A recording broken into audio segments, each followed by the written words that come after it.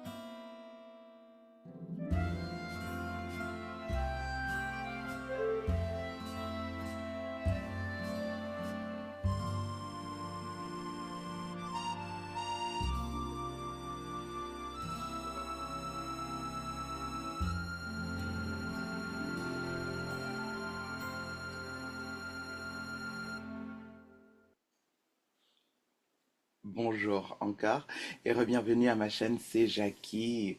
C'est une chaîne qui explore tout type de choses. Je suis prof de français, d'anglais, d'espagnol. Je suis aussi actrice et artiste. Alors il y a beaucoup de théâtre sur cette chaîne. Il y a aussi mes aventures. Je voyage beaucoup. Mes aventures à l'étranger, des recommandations, des, euh, des avis aussi, tout type de choses sur cette chaîne. Franchement, c'est tout. C'est un peu de tout. C'est un peu de ma vie. C'est comme je suis. Comme on dit en anglais, je suis Renaissance woman, une femme de la Renaissance. Je fais un peu de tout. Alors, aujourd'hui, on va parler de Love is Blind France et j'ai adoré qu'il y avait un titre en français qui s'appelle Pour le meilleur et à l'aveugle. Je ne savais même pas. C'est pendant les retrouvailles qui ont été diffusées hier, dimanche, que j'ai appris qu'ils avaient un titre à eux-mêmes pour ce programme qui est très intéressant parce que je pense quand j'ai regardé Love is Blind Mexico et Argentina, ils n'avaient pas leur propre titre que je sache. Et je l'ai regardé en version originale en espagnol, mais qui sait, peut-être je l'ai juste raté. Bon, on va passer aux bonnes choses. Je vais parler d'abord de mon impression totale de cette série et après on va commencer du début jusqu'à la fin, jusqu'au retrouvailles.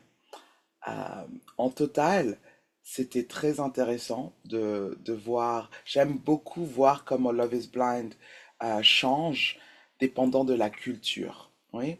Je pense que chaque représentation de Love is Blind dans chaque pays montre un microcosme de la culture, de la population du pays, mais pas totalement. Quelquefois, bien sûr, il y a seulement surtout pour les hommes, j'entends qu'il n'y a pas beaucoup d'hommes qui essayent de participer dans ce programme. Alors il y a des recruteurs qui essayent trouver des hommes et de parler avec des hommes qui eux-mêmes ne sont pas prêts à vraiment trouver un partenaire et se marier, etc., etc. Et ça peut être un problème pour ce type de programme. Parce que le goal, le but, en vrai, c'est de se marier à la fin de ce programme, oui. C'est de trouver son âme sœur et de se marier. Alors pour moi, ça, j'hallucine. J'hallucine toujours quand je vois des gens qui participent dans ce programme qui ne sont pas vraiment prêts. Et je pense qu'il y a une différence. Il n'y a pas de souci, il n'y a pas de problème si tu participes en toute bonne foi à ce type de programme, en te disant, ah oui, je pense que je suis prêt, je veux vraiment me marier, je veux trouver euh, mon partenaire, etc. Et pendant le processus, pendant ce programme, tu te rends compte, ah non, non, non, j'ai toujours beaucoup de bagages, j'ai toujours des choses qui, qui en fait m'empêche de pouvoir me donner à fond à une autre personne et que je dois travailler sur cela, je dois vraiment changer des aspects de moi-même, etc. Cool, je comprends, on est d'accord, il n'y a pas de souci, ok? On est, personne n'est parfait, tout le monde se découvre, on se découvre tous les jours en fait, alors c'est normal, je trouve que si tu essayes vraiment encore en bonne foi et tu trouves que, oh non, non, non, bon, j'avais tort, yeah, je comprends. Mais beaucoup de fois, ce n'est pas le cas dans ce type de programme.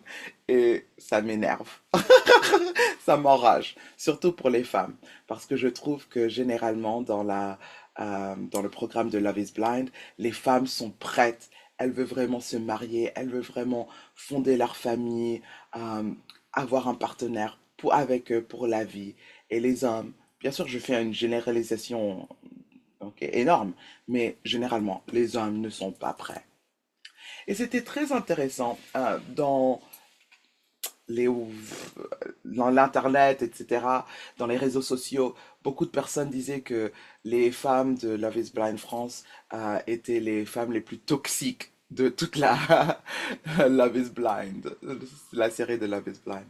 Et bon, je ne pense pas qu'elles étaient toutes toxiques, mais il y en avait quand même pas mal qui étaient très bizarres et très différents des autres Love is Blind dans d'autres pays.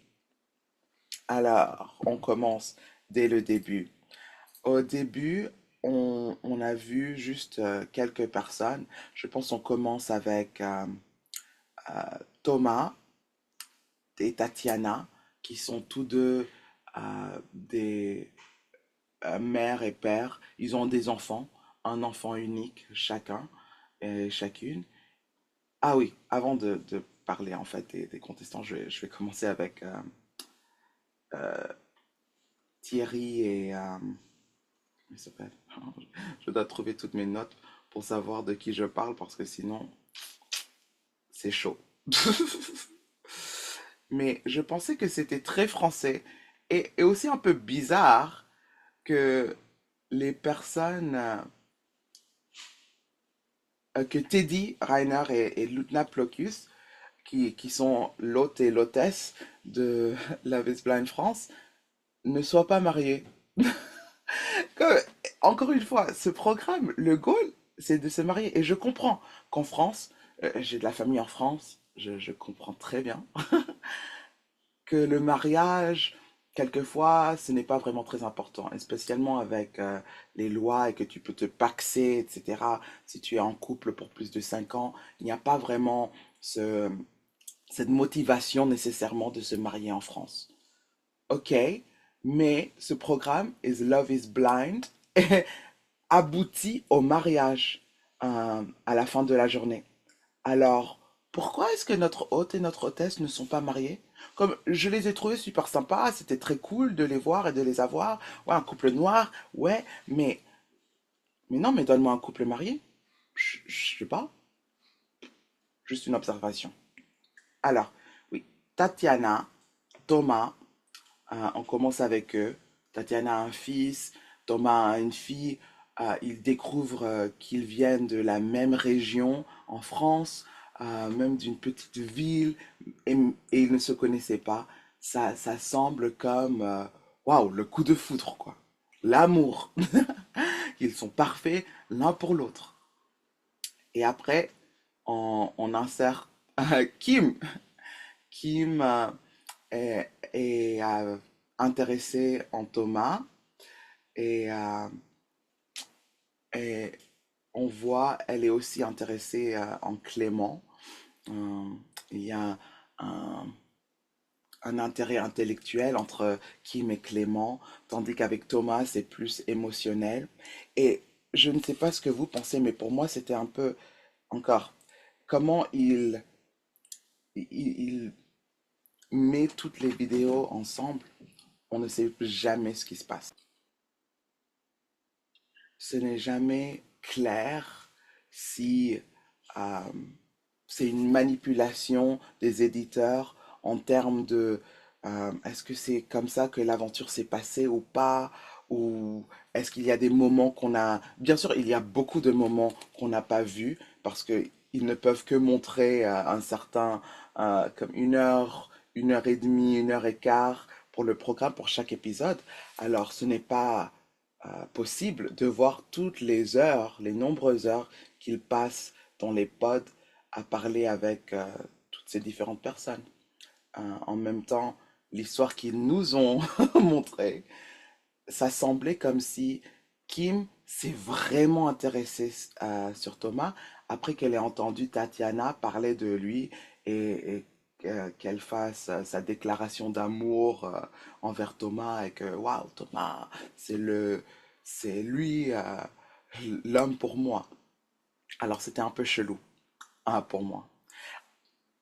Mais malheureusement pour Tatiana, et moi je pensais qu'en fait peut-être Thomas et Tatiana ou Tété auraient été un bon couple et qu'ils se seraient bien euh, entendus en fin de compte. Peut-être. C'était mon observation. Malheureusement, on n'a pas eu cela parce que Thomas et Kim ont décidé d'être ensemble. Même que Kim a appelé Clément Thomas. Elle ne savait pas que c'était lui pendant une de leurs sorties, une de leurs pod dates.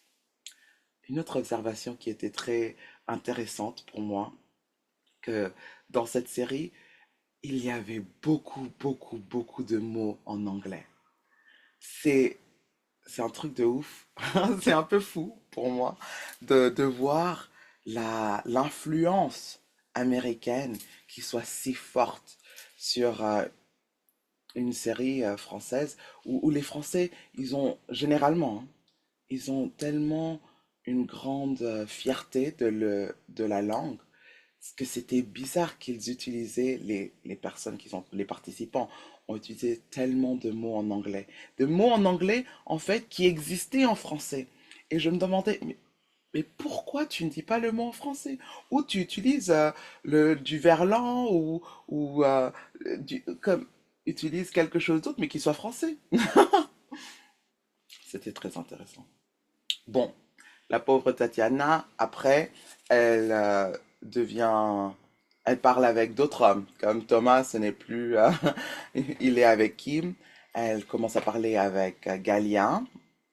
Et ça semble que ça devient un bon match. Mais on apprend que Galien a enfreint les règles et il a été éjecté du programme. Pourquoi? Parce que il est sorti et je pense qu'il a couché avec une femme qui ne faisait pas partie de ce monde. Et encore une fois, j'hallucine.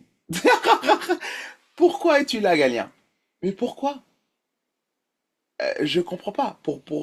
Et pendant la réunion, je vais être un peu, je vais sauter, aller ici, aller là, etc. Et désolé, parce qu'on va parler de toute la série, hein, du début jusqu'à la fin, mais pas nécessairement en ordre chronologique. Mais pour moi, je ne comprends pas. Il a dit pendant la réunion que à un moment donné, il savait qu'il n'allait pas trouver sa personne, son partenaire dans ce programme, et qu'il allait quitter. Mais Il, il a rencontré une autre femme. Il a couché avec elle avant de quitter le programme. Make it make sense. Comme on dit en anglais. Make it make sense. Je comprends pas. Kalien, qu'est-ce que tu fais là? Franchement. You wanted your eight and to eat it too. You wanted your cake and to eat it too, comme on dit en anglais. Like, tu voulais tout avoir, n'est-ce pas? Tu voulais avoir l'option de peut-être parler avec les femmes à l'intérieur de la série, du programme, et aussi d'avoir quelqu'un à côté. C'est 10 jours. 10 jours, tu peux pas te restreindre pour 10 jours? Ok, ok. Alors, encore une fois, c'est désastre pour Tatiana.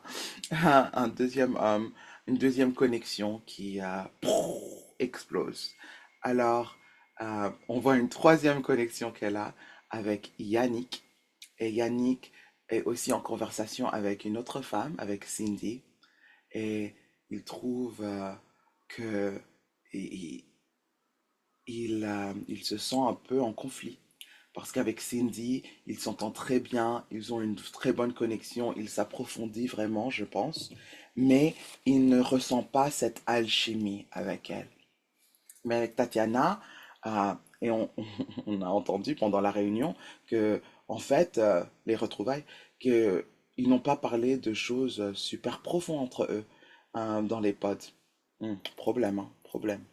Parce que le but, le goal des pods, des 10 jours, c'est vraiment de se connaître aussi profondément que possible. Pour moi, ce que je n'ai pas compris, surtout avec eux, mais avec d'autres, c'est que ça serait important pendant les pods de parler des choses qui sont... euh, même moi, je critiquais le programme pour utiliser des mots en anglais et des expressions, mais je vais le faire parce que je suis super confortable en anglais. Mais des choses, on dit, euh, comment ça s'appelle? Oh God. Quelles sont les choses qui sont non négociables, ok? Qui ne sont pas négociables pour vous?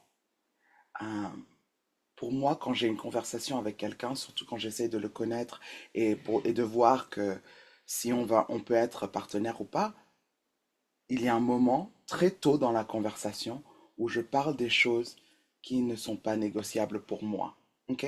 Par exemple, euh, je ne pourrais jamais accepter quelqu'un qui soit accro aux drogues.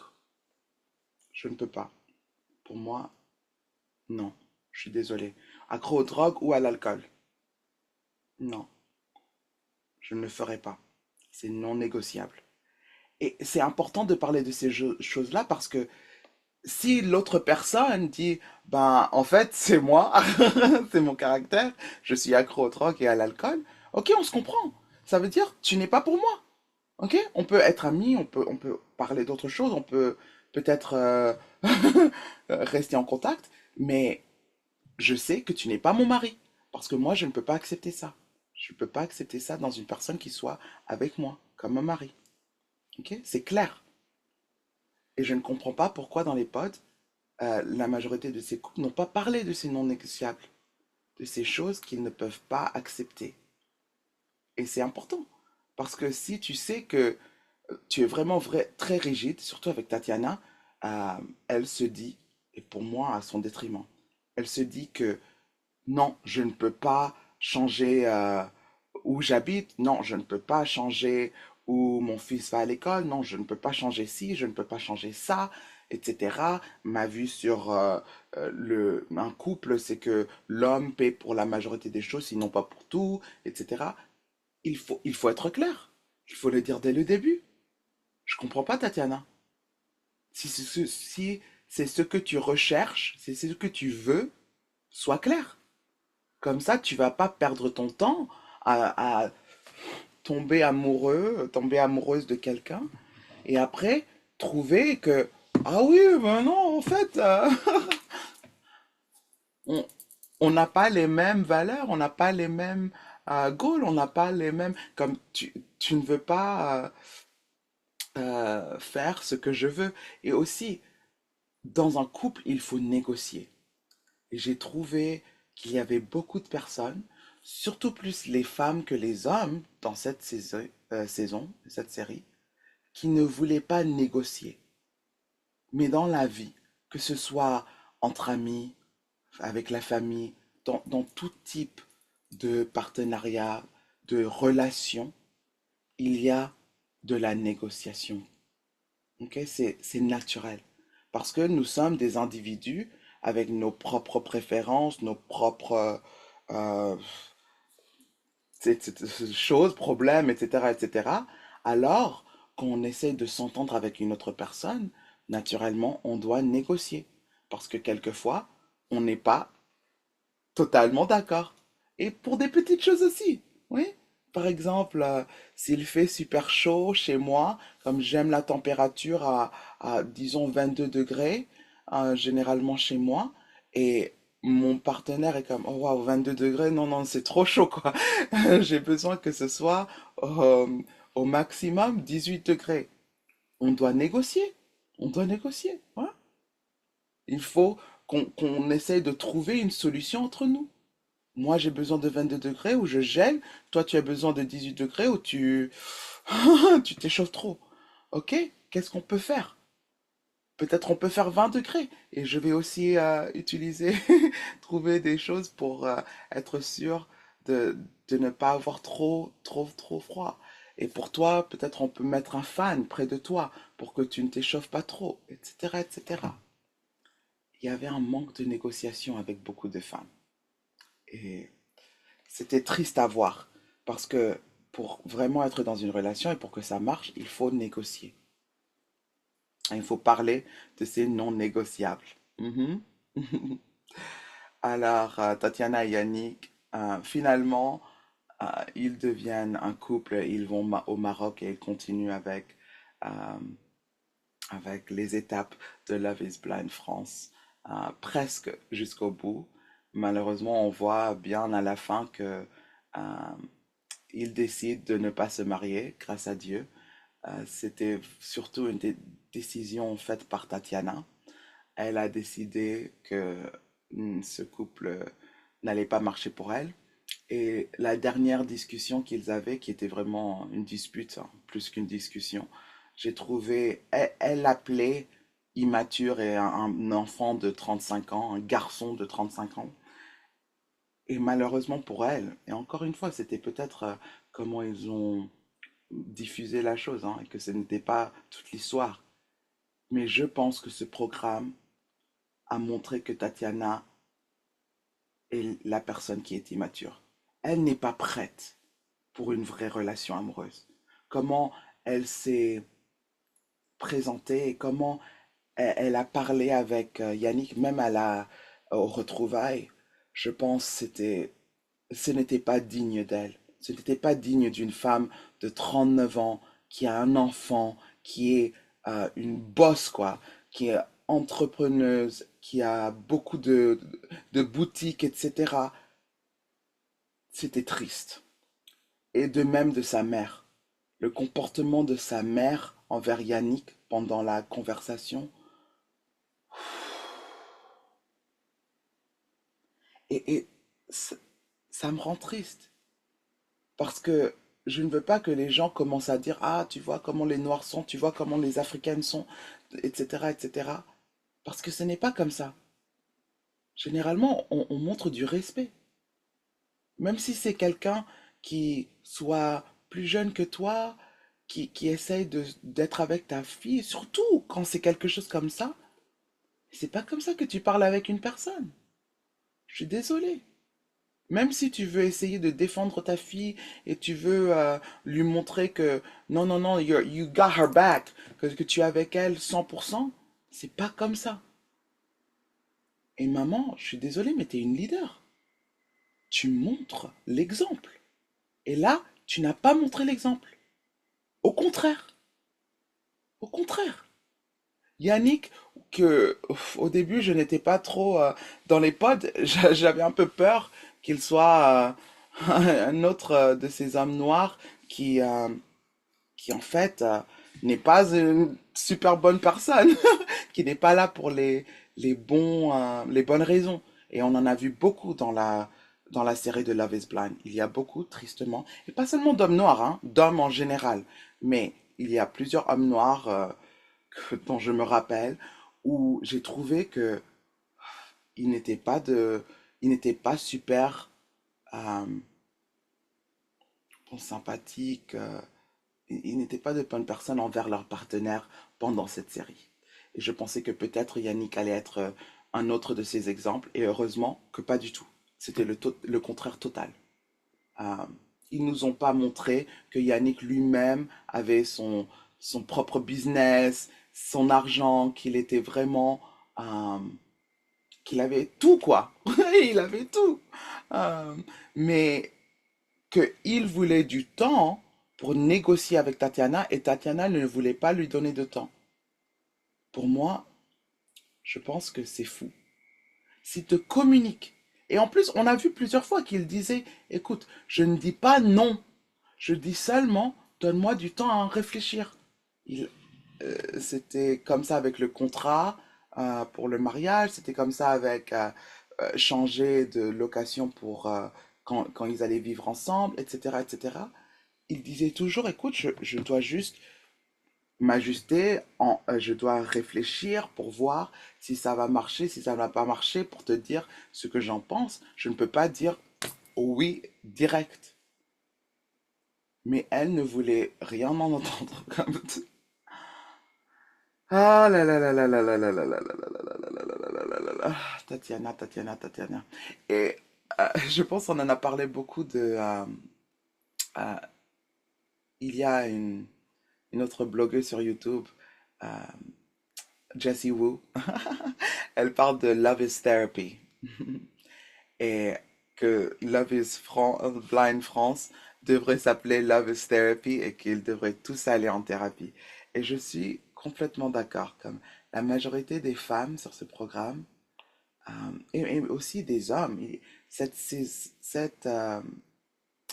saison en France, ils ont parlé de beaucoup de choses très lourdes. C'était bizarre que tellement de participants avaient un passé si lourd, si euh, traumatique en fait, et n'avaient pas nécessairement l'appui de leur famille ou n'avaient pas de famille. euh, et je pensais que beaucoup d'entre eux, s'ils n'avaient pas de thérapie ou n'avaient pas essayé avant, qu'ils devraient vraiment aller voir, parler avec quelqu'un de professionnel pour, pour voir comment résoudre ces choses-là, parce que ça ne peut que euh, rendre plus difficile les relations avec d'autres personnes quand tu as ce bagage, comme ils l'appellent. Mais de toute manière, j'ai parlé trop de Yannick et Tatiana. On continue, on continue. On va retourner un peu en arrière à Kim et Thomas. Kim et Thomas, euh, ils étaient le couple qui a continué dans cette expérience et finalement, ils ne se sont pas mariés. Waouh, je ne suis pas surprise du tout. Je pense que pendant la série, pendant les épisodes, on a vu que Kim se voit un peu comme une madame, une femme riche qui a besoin d'un certain standard pour son homme, etc. Et que Thomas, euh, bon, il n'avait pas le standard. Et je pense, elle a une attitude de très nouveau riche. Ça veut dire quand on est vraiment riche, qu'on a vraiment euh, ce statut et qu'on est né dans ce statut et qu'on le vit vraiment, on n'a pas besoin de rabaisser les autres. Ok? Au contraire, une personne de vrai statut et qui est vraiment intéressée en une autre personne, il, il devient ou elle devient l'exemple. Et elle essaye de d'amener cette personne au même niveau. Et Kim n'a pas fait ça avec Thomas. Ah, pas du tout. Je pensais qu'elle était vraiment... Elle semblait très à la surface, qu'elle ne voulait pas les choses trop profondes. Pendant les pods, Je pense que c'est ce qu'elle cherchait et elle avait trouvé avec Thomas, mais quand ils sont sortis des pods, ils sont allés au Maroc pour se voir en personne et passer leur lune de miel de couple. Et après, quand ils sont retournés en France, c'était une autre Kim. Et j'étais déçu de voir son comportement envers les autres, envers Charlie, hein, mais aussi avec Thomas. Et il y avait des moments, bien sûr, euh, qui étaient bien, où on a vu que Kim avait quand même un cœur et qu'elle avait vraiment des sentiments pour Thomas. Mais euh, en général, c'était bizarre. Surtout la fin, quand ils étaient devant le maire et comment elle a dit non, elle a marché pour quitter.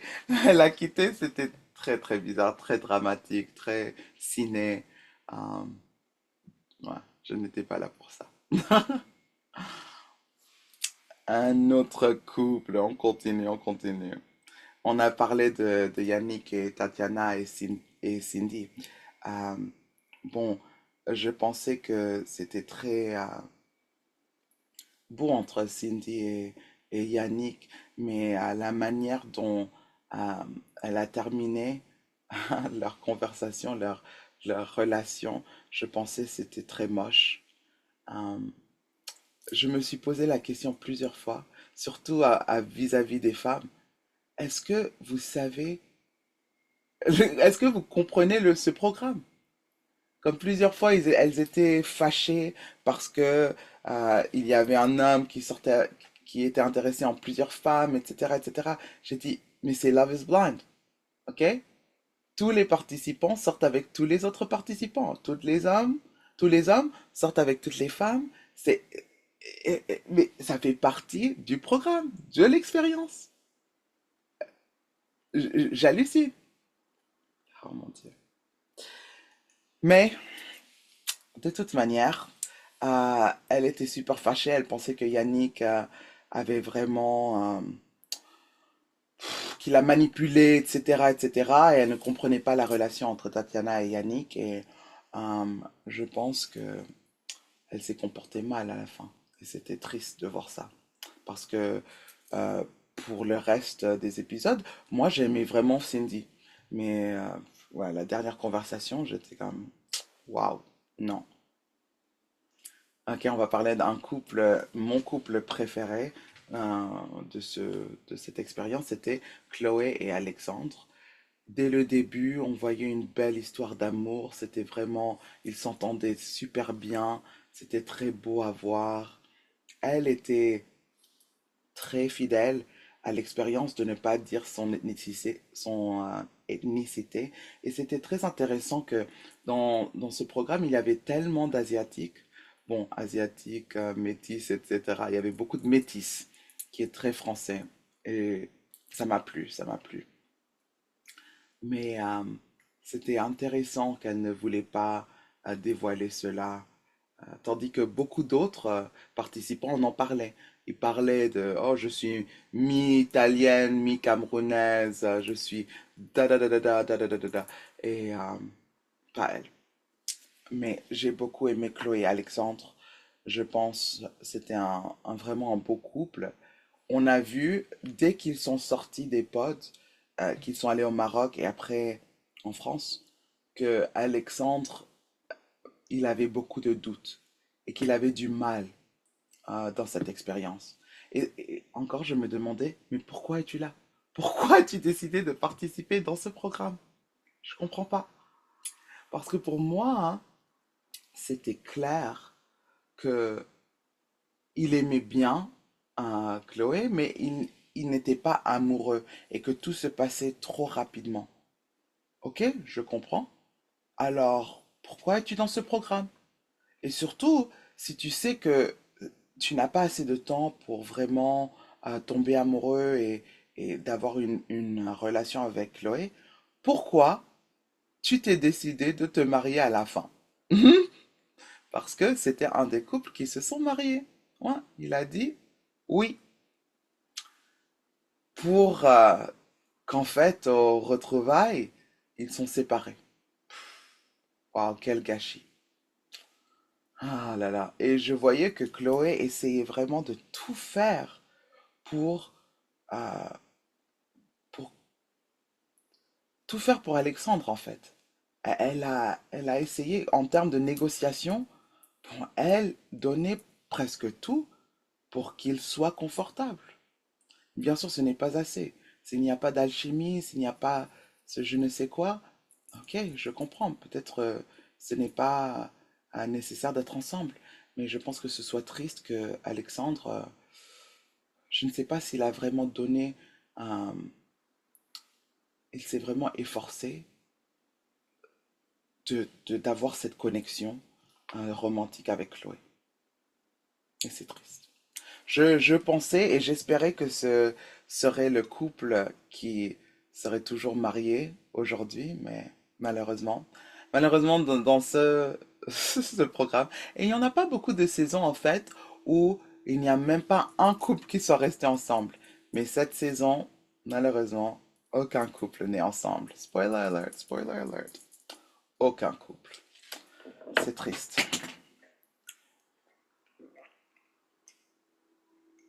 Et parlant de couples qu'on aimait bien, un autre, c'était Julie et Charles. Mhm. Julie et Charles. Charles était comme Yannick, où il avait deux bonnes connexions qu'on a vues en fait, du moins. Une avec Julie et une avec Sarah. Une note. C'était intéressant de voir qu'il n'y avait pas beaucoup des femmes sur ce programme étaient très naturelles. Il n'y avait pas beaucoup de chirurgie plastique, excepté Sarah et Sabrina, euh, deux femmes du Maghreb, maghrébiennes ou d'origine maghrébienne du moins.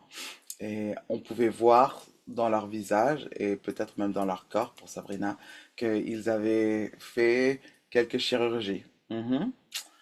Et voilà.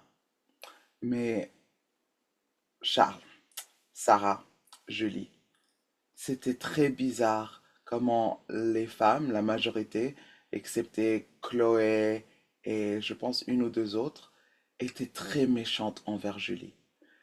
Je me demandais souvent, mais pourquoi? Qu'est-ce qui se passe? Est-ce que est une mauvaise personne ou elle s'est comportée d'une manière horrible avec ses femmes? Alors, c'est pour ça il y a ce... Je ne comprenais pas. Franchement, ce n'était pas clair. Mais Sarah l'a appelé, l'a insulté. Et pour moi, encore j'hallucine. Au retrouvailles, ils ont invité Sarah à venir parler. Et ils lui ont demandé, ils ont montré quelques moments dans la série où elle était pas super sympathique, mais ils n'ont pas montré les pires moments, numéro un. Et numéro deux, quand ils lui ont demandé si elle avait des regrets, elle a dit oui, quelques-uns ici, là, mais elle ne s'est pas encore excusée auprès de Julie. J'hallucine, j'hallucine.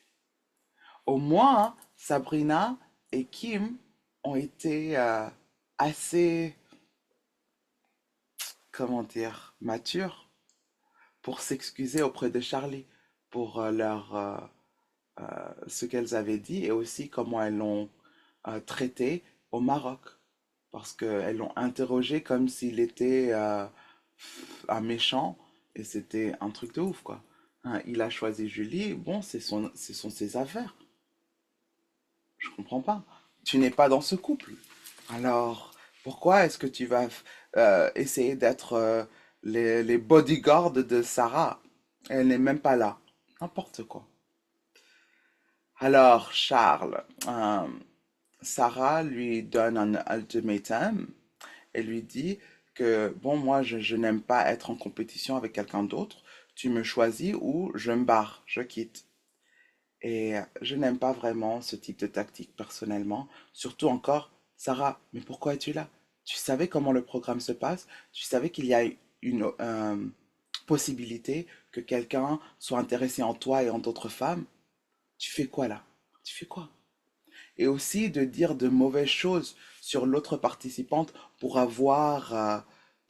être mieux vue dans les yeux de Charles. Je pense que c'est aussi une tactique super stupide. Et tu as vu, ça n'a même pas marché en fait, à la fin de la journée. Ridicule. Quand Charles est allé, il a décidé de choisir Sarah dans les pods. Et pendant sa conversation avec Julie, il a totalement changé d'avis. Elle s'est battue. Elle a dit euh, que non, c'était pas comment elle était, que elle a parlé de leur connexion. Et moi, je pense en réalité, la connexion était meilleure entre Julie et Charles parce qu'il y avait vraiment une connexion émotionnelle, plus que entre Charles et Sarah. Alors j'étais heureuse quand finalement Charles a décidé de dire à Sarah, je suis désolée, je t'avais dit oui, que je te choisis, mais en réalité, je ne peux pas le faire, je dois être avec Julie. C'était top. Malheureusement, ça s'est mal passé. Au retrouvailles, on a appris que après un mois d'être ensemble, Charles a dit à Julie de quitter. Waouh! Je pensais qu'ils allaient être l'autre couple qui allait être toujours marié. Et non, et non. Et on pouvait voir que Charles ne voulait pas en parler. Comme il ne voulait pas aller dans les, euh, les détails, rentrer dans les détails. Mais en même temps, si tu ne rentres pas dans les détails, ça semble comme si c'est toi qui as vraiment tout gâché, que tu es le problème. Alors pour moi, c'était un grand problème pour moi pour les retrouvailles. C'est que ils ont posé des questions au couple, mais c'était vraiment sur la surface, hein. Il n'y avait rien de profond. On n'a pas vraiment parlé des choses importantes pendant la réunion. Alors je me sentais comme si je comprends pas. Je comprends pas la majorité des choses qui se sont passées. Je ne sais même pas pourquoi ces gens sont là. Euh, Quoi? Que c'est triste, que c'est triste. Ah well, another one bites the dust. Euh, on a aussi appris pendant les retrouvailles que Clément et Kim sont sortis une fois et Kim a dit que Clément n'était pas prêt à s'engager, à avoir quelque chose de sérieux. Il a laissé un commentaire, il a dit que oui, il a pensé il n'y avait pas vraiment d'alchimie avec Kim et qu'il y avait beaucoup de personnes dans ses DM et qu'il était heureux de cela. Alors pour moi, je me dis, ok, qui m'a raison? Ah, tu n'es pas prêt. Si tu es super heureux et content de toutes les personnes dans tes DM, ah, ok, vas-y, amuse-toi. Un autre couple euh, intéressant, Vanmi et Sabrina. Ah, Vanmi, il est si mignon. Lui, je pense que Vanmi et Chloé ont été les participants qui ont eu euh, je sais, je vais utiliser l'anglais, mais edit, le meilleur edit. Comme en termes du début jusqu'à la fin, je n'ai rien de mal à dire sur Van Mee ou sur Chloé. Rien de mal. Et Van Mee, je sais que tu es toujours célibataire si tu cherches quelqu'un. Call me. Appelle-moi. Euh, de toute manière, Vanmi et Sabrina, c'était très intéressant. Sabrina avait deux connexions aussi, avec Vanmi et avec Julien, je pense. Je cherche, cherche, cherche. Et pendant les pods, je pensais que vraiment Julien avait l'air plutôt comme la bonne personne pour Sabrina. Je pense qu'ils avaient une bonne, oui, Julien, il est mignon lui aussi. Ils avaient une bonne alchimie, une bonne relation. Van Mee est plus timide, il est plus lent dans sa démarche, et je ne pensais pas qu'il y avait vraiment cette même alchimie entre Sabrina et Van Mee. Mais Julien confesse pendant les potes qu'il avait pensé à une affaire avec une autre femme euh, et qu'il avait pensé peut-être qu'il devrait quitter l'expérience. Mais Sabrina lui parle, l'écoute, lui parle et pendant cette conversation, il décide, ah non, ouais, peut-être, non, Sabrina est la femme pour moi. Peut-être je devrais rester là pour trouver mon amour. Tout ça pour que la prochaine fois qu'ils se voient dans les potes, elle lui dit, je suis désolée Julien, mais je ne peux pas, je ne peux pas te choisir, je choisis Vanmi. Waouh, waouh. Sabrina, Sabrina, Sabrina, pour une femme si belle et qui est allée, je pense, sous le couteau pour faire de la chirurgie, elle, elle a de grandes insécurités. Et franchement, pendant la réunion, pendant les retrouvailles, c'était une personne, mais totalement différente. Je suis là, mais c'est qui cette Sabrina? Elle a changé. Elle se semble posée, elle se semble plus sûre d'elle-même, elle se sent plus calme. C'était vraiment quelque chose de magnifique à voir, hein. Bravo Sabrina, si c'est vrai, si c'est, hein, ce n'est pas du cinéma, chapeau. Mais pendant la série, on a vu insécurité après insécurité après insécurité avec Sabrina. J'étais comme, mais tu es trop belle. Et bien sûr, on le sait dans la vie, que les femmes les plus belles sont quelquefois les plus insécures. Et ça me rend triste. Comment es-tu si belle et que tu n'as aucune, aucune confiance en soi, aucune... Pourquoi es-tu là? Love is therapy. Il faut que tu vois quelqu'un, il faut que tu parles avec quelqu'un. Parce que je ne voudrais pas que tu vives ta vie comme ça toute ta vie. Non, non, non, non, non. Ce n'est pas une vie. Bon, elle choisit Vanmi. Ils sont ensemble, ils se trouvent bien, comme lui, il est époustouflé. Et je vois entre eux un problème de love language. Langage de l'amour. Qu'ils ont de différentes langues de langage de l'amour et qu'ils ne comprennent pas cela. Elle a vraiment besoin de words of affirmation, que quelqu'un lui dise qu'elle est belle, qu'elle soit toute ça, qu'elle est canon, blablabla. Elle a besoin de mots. Et pour lui, pas vraiment. Ok, je pense peut-être quality time, peut-être c'est son langage d'amour, je ne suis pas sûr. Mais c'est différent d'elle. Et elle lui disait, et je suis sûr que lui aussi, il lui disait, on a vu pendant la série, plusieurs personnes ont dit, oh, il n'a jamais dit qu'elle était belle, etc., etc. Mais si, il l'a dit. Je l'ai entendu. Et même quand il parlait avec ses potes, comme il était super fier, ils étaient tous comme, waouh, waouh, waouh, waouh. Il était comme, ouais, je sais, je sais. Comme, c'était clair qu'il l'a trouvée super belle. Ok? Ça, ce n'était pas le problème. Le physique n'était pas le problème. Elle n'y croyait pas, que je ne comprends pas. Mais oui. Et aussi, non seulement a-t-elle des insécurités envers elle-même, mais aussi elle est jalouse. Elle pensait que Vanmi était intéressé en Kim. Là, je ne voyais pas du tout. Peut-être il y avait quelque chose qui s'est passé encore qu'on n'a pas vu dans la série, mais j'ai pas compris. J'ai pas du tout compris. Et après, elle était jalouse de ses ex. Elle lui a demandé à lui de voir des photos de ses ex. Et après, elle s'est fâchée qu'il lui ait montré ces photos. Mais j'hallucine. J'hallucine. Mais je suis heureuse.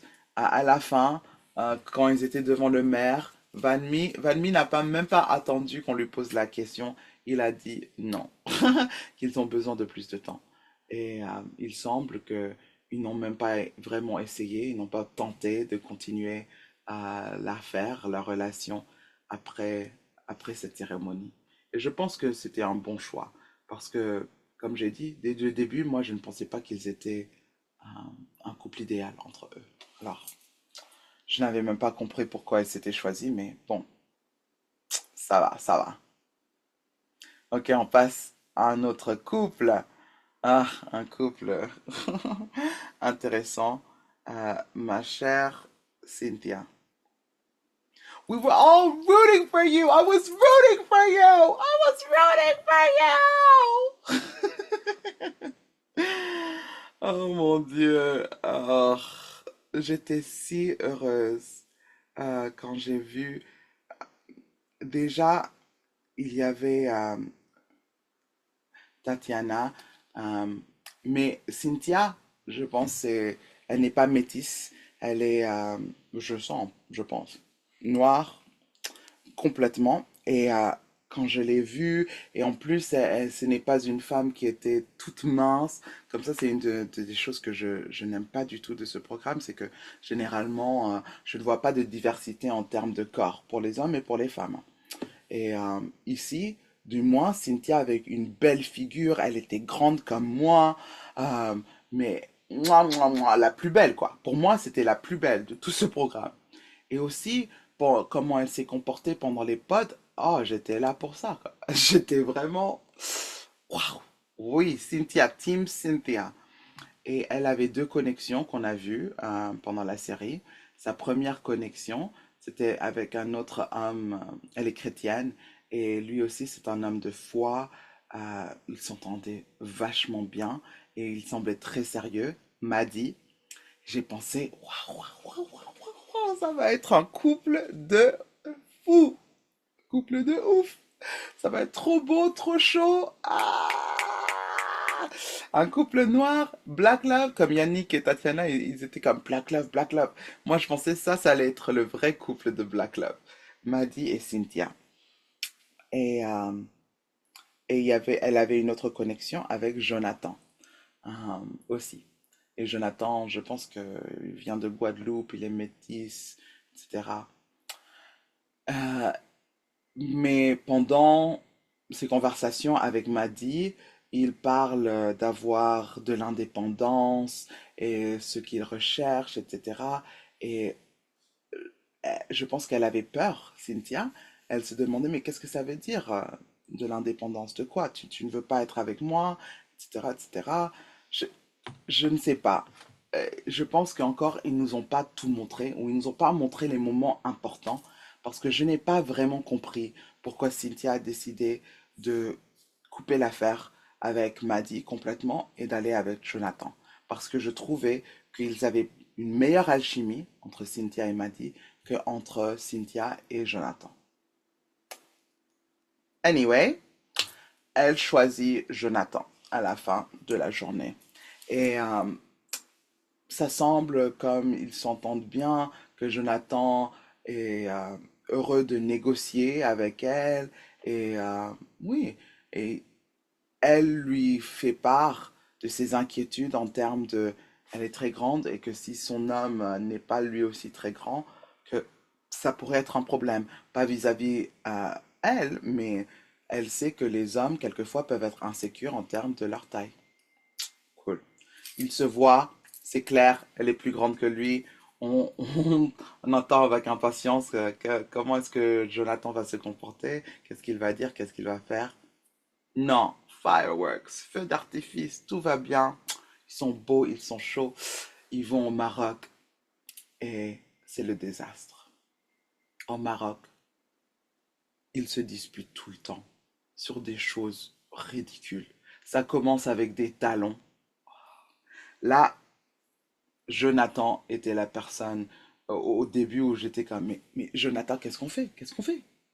Il dit qu'il n'avait pas de problème avec sa taille, avec comment elle est. Elle veut porter des talons pendant les retrouvailles avec les autres couples. Et il en fait tout un, je ne me rappelle même pas l'expression, mais tout un quelque chose. Et il se dispute et il ne veut pas qu'elle porte des talons. Et il dit, oh, euh, tu ne penses pas à moi, etc., etc.